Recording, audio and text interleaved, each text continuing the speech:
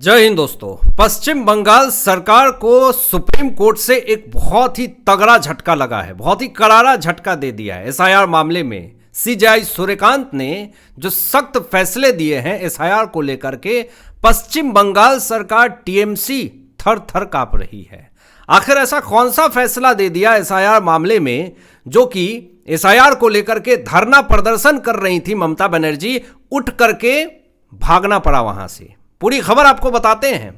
बंगाल में एसआईआर प्रक्रिया पर सुनवाई हो रही है। इस मामले में 15 से 20 मिनट तक इतिहास में पहली बार पश्चिम बंगाल की मुख्यमंत्री ममता बनर्जी सुप्रीम कोर्ट में बैठ करके दलीलें दे रही थीं, लेकिन दलीलें फेल हो गई। और आज फिर से सीजेआई सूर्यकांत ने ममता बनर्जी को फटकार लगाते हुए कहा कि न्यायिक अधिकारियों पर सवाल न उठाएं, आपके पास सबूत क्या है, आप किस बेसिस पे न्यायिक अधिकारी के ऊपर सवाल खड़े कर रही हैं एसआईआर मामले में। जब सुप्रीम कोर्ट ने ममता बनर्जी को फटकार लगाया तो ममता बनर्जी धरना पर बैठी हुई थी एसआईआर के खिलाफ, और तुरंत धरना समाप्त करके चली जाती हैं, क्योंकि सुप्रीम कोर्ट ने खरी खोटी सुना दिया। न्यायिक अधिकारी के ऊपर आप सवाल खड़े कर रही हैं, वो भी बिना सबूत के। ताज्जुब है इस बात की। अपीलीय निकाय का गठन करने का आदेश दिया दोस्तों सीजेआई सूर्यकांत जी ने। अब इसका मतलब क्या है?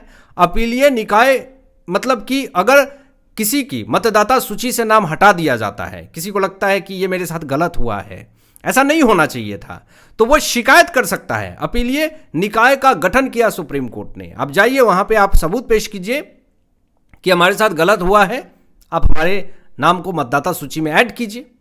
तो एक राहत दिया, लेकिन फिर भी आप धरना पे बैठ करके आप सीधा कानून व्यवस्था पे ऊपर आरोप लगा रहे हैं, न्यायिक अधिकारियों के ऊपर आरोप लगा रहे हैं, वो भी बिना सबूत के। ये कहीं ना कहीं निंदनीय है।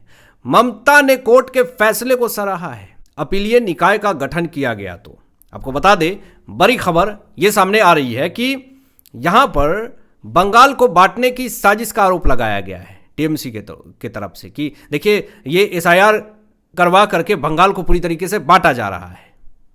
और ये बौखलाहट साफ तौर पे दिखती है कि क्या पश्चिम बंगाल में ममता बनर्जी के वोट दो गुटों में है, इसीलिए ये बार बार पूरे दुनिया को बताने की कोशिश कर रही है कि बंगाल को बांटने की कोशिश करी जा रही है। क्या अंदर ही अंदर सच में बंगाल को बांटने की कोशिश हो रही थी, और इसीलिए इस तरह का स्टेटमेंट अभी दिया जा रहा है? देश तो एक है, और उस देश के अंदर एक राज्य है, और कैसे वो देश से दूर हो सकता है राज्य? लेकिन एसआईआर जब है तब आप ये बात कह रही हैं कि पश्चिम बंगाल को बांटने की कोशिश करी जा रही है।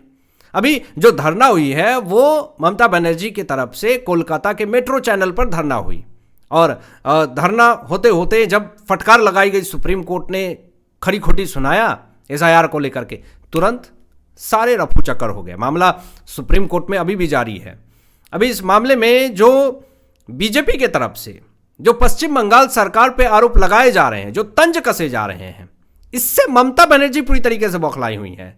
सुकांता मजूमदार ने टीएमसी के ऊपर तंज कसा है और कहा है कि टीएमसी वालों, इलेक्शन कमीशन ऑफ इंडिया के ऊपर भरोसा रखो, अगर भरोसा नहीं रखोगे तो अपने पैर पे खुद कुल्हाड़ी मारोगे। जनता आज नहीं तो कल जवाब दे देगी। अभी टीएमसी के नेता मोइत्रा ने स्टेटमेंट जारी किया कि जो टीएमसी को सपोर्ट नहीं करता वो पश्चिम बंगाल का है ही नहीं। मतलब कि किसी मुहर पे ये लिखवा करके साइन करने पड़ेंगे क्या कि टीएमसी को वोट मैं दे रहा हूं, टीएमसी को सपोर्ट कर रहा हूं, मैं पश्चिम बंगाल का हूं? तो ऐसा तो एग्रीमेंट नहीं हुआ है। लेकिन इस तरीके का स्टेटमेंट आना ये दर्शाता है बौखलाहट। अभी यहां पर सुकांता मजूमदार ने, बीजेपी के बड़े नेता ने स्टेटमेंट दिया है कि अगर आपको चुनाव आयोग के ऊपर भरोसा नहीं है तो आप पाकिस्तान या बांग्लादेश में जाकर के चुनाव लड़िए। और कुछ दिन पहले एक स्टेटमेंट भी आता है ममता बनर्जी का कि देखिए बांग्लादेश में कितने अच्छे से चुनाव हो गया। तो बीजेपी ने यही कहा कि ठीक है, आपको इतना अच्छा लगता है बांग्लादेश का चुनाव, तो ठीक है, वहीं जाकर के लड़िए। अभी यहां पे एक बड़ी खबर दोस्तों सामने ये भी आती है कि टीएमसी महाभियोग प्रस्ताव की तैयारी में है। मुख्य चुनाव आयुक्त ज्ञानेश कुमार निशाने पर हैं। अभी ज्ञानेश कुमार को लेकर के टीएमसी के नेता ने जो स्टेटमेंट जारी किया है, कल्याण बनर्जी के ऊपर पुलिस केस दर्ज हो चुका है। आखिर ऐसा क्या बयान दर्ज कर दिया? गिरफ्तार करने की मांग भी उठ रही है टीएमसी के नेता कल्याण बनर्जी के ऊपर केस दर्ज करने के बाद। चुनाव आयुक्त को धमकी देने का आरोप लगा हुआ है दोस्तों कल्याण बनर्जी के ऊपर। इन्होंने उंगली काटने वाली टिप्पणी दी ज्ञानेश कुमार को लेकर के, चुनाव आयुक्त को लेकर के। मतलब कि आप चुनाव जीत नहीं पा रहे हैं तो इसका मतलब आप उंगली काटने की धमकी देंगे, और इसलिए न्यायिक अधिकारी डरे हुए हैं। अधिकारियों में भय का माहौल बना हुआ है, और इसलिए तो सुप्रीम कोर्ट ये बात कह रही है कि आप न्यायिक अधिकारियों को डराना धमकाना बंद कीजिए। वो फ्रीली अपना काम नहीं कर पा रहे हैं। कभी पत्थरबाजी हो रही है, कभी उनको जान से मारने की धमकी दी जा रही है, कभी उंगली काटने की धमकी दी जा रही है। मतलब ये चल क्या रहा है? भाजपा ने टीएमसी को लेकर के, पश्चिम बंगाल सरकार को लेकर के एक बड़ा आरोप लगाया है, संविधान उल्लंघन का आरोप लगाया है। टीएमसी बंगाल को नष्ट कर रही है। यह स्टेटमेंट नायाब सैनी ने दिया है, हमला बोला है ममता बनर्जी सरकार को कि देखिए पश्चिम बंगाल के अंदर जो है लोकतंत्र को खत्म किया जा रहा है। ऐसे माहौल में पश्चिम बंगाल के अंदर राष्ट्रपति शासन लागू हो जाना चाहिए, और अंदर ही अंदर पश्चिम बंगाल सरकार बंगाल को पूरी तरीके से नष्ट कर रही है। और टीएमसी की तुलना ब्रिटिश राज से की गई है नायाब सैनी की तरफ से। अब ये स्टेटमेंट जब सामने आता है तो फिर टीएमसी फिर से बौखलाने लगती है।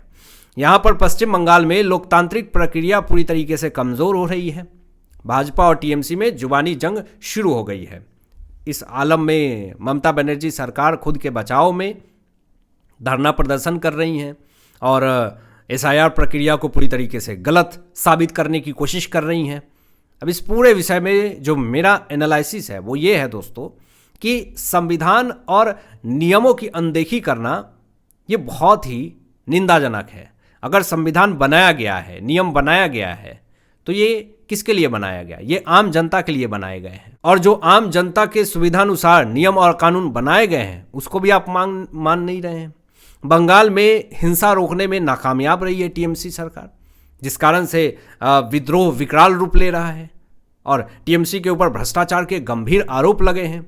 सिर्फ वोट बैंक की चिंता करना ये दर्शाता है कि सिर्फ और सिर्फ आपको आम जनता के अधिकारों की चिंता नहीं है, आपको सिर्फ और सिर्फ वोट बैंक की चिंता है। और सबसे बड़ी बात कि टीएमसी जो है वो विपक्ष की आवाज़ को दबाना चाहती है। बीजेपी अगर कुछ भी टीएमसी के खिलाफ अगर बोलती है तो उनके आवाज़ को दबाया जाता है। ये आरोप बीजेपी ने बार बार लगाए हैं। अगर टीएमसी के क्षेत्र में अगर बीजेपी के नेता अगर अपना कोई अच्छा कार्य करना चाहते हों तो उनके ऊपर पत्थरबाजी की जाती है, उनके ऊपर हमला किया जाता है। ये बार बार बीजेपी ने आरोप लगाया है। और अगर सेंट्रल गवर्नमेंट की एजेंसियां टीएमसी के किसी नेता के ऊपर अगर छापे मारती है, कानूनी शिकंजा कसती है, तो भी न्यायिक अधिकारियों के ऊपर हमले किए जाते हैं। ये दर्शाता है ये एक दादागिरी चल रही है, जिस कारण से पूरा विरोध हो रहा है पश्चिम बंगाल के अंदर टीएमसी का। सरकारी संस्थाओं पर भरोसा न करना टीएमसी का सबसे बड़ी बौखलाहट है, और इससे जनता ये बात समझ चुकी है कि कुछ दाल में काला है। और सबसे बड़ी बात कि पश्चिम बंगाल सरकार केंद्र सरकार से हमेशा लड़ते रहती है, जिस कारण से इनके बहुत सारे फंडिंग है या फिर डेवलपमेंट्स को लेकर के जो बातचीत है वो बीच में ही रुक जाती है। लेकिन नुकसान किसका होता है? आम जनता का। आम जनता की सुरक्षा में कमी आ रही है, जिस कारण से पश्चिम बंगाल के अंदर आम जनता विरोध कर रही है टीएमसी का। आपकी क्या राय? इन तमाम विषयों पे अपनी विचार व्यक्त कीजिएगा। मिलते हैं लेटेस्ट ब्रेकिंग एनालिसिस के बाद। तब तक अपना ध्यान रखें, ख्याल रखें। सत्यमेव जयते। जय हिंद।